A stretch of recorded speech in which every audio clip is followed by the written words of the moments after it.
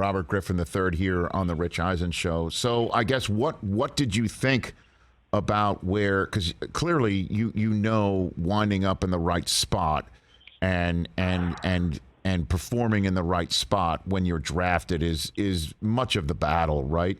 So what do you think about where the quarterbacks from Ridder and certainly Malik Willis, the next two quarterbacks off the board, because we're assuming obviously Pickett landed in the perfect spot. He feels that way.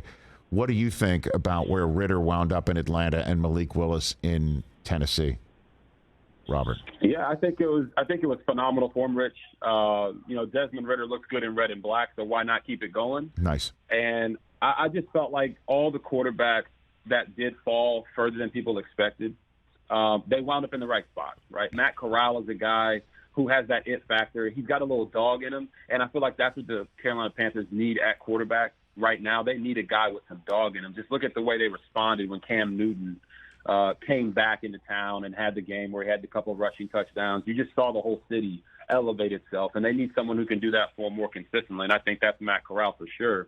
And then you look at, Sam Howell and where he ended up in Washington in a situation where Carson Wentz is once again on a one-year type of prove-it situation, and Sam comes in with a majesticness to him, right? All these quarterbacks, they wind up in the right spot because that's who wanted them where they were drafted. And they don't have the pressure of being a first-round quarterback.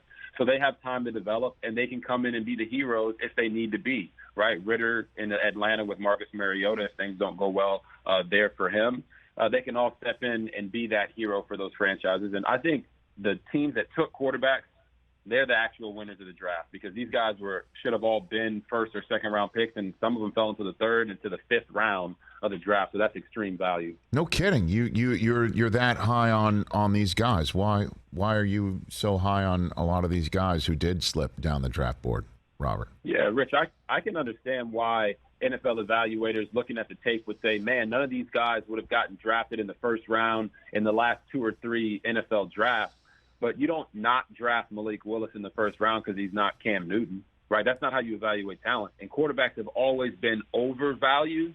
So guys have been drafted in the first round like a E.J. Manuel, a Christian Ponder, a Blaine Gabbert. So if those guys are getting drafted in those rounds, then why couldn't these guys? I think this year kind of was a transition and a shift where teams were saying, okay, if we don't really truly believe and are all in on these guys, we're not going to reach and go get them in the first round.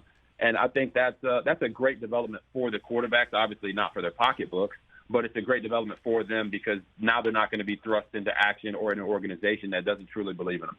Hey, you watched all the way to the end. Thanks for that. Watch more right here.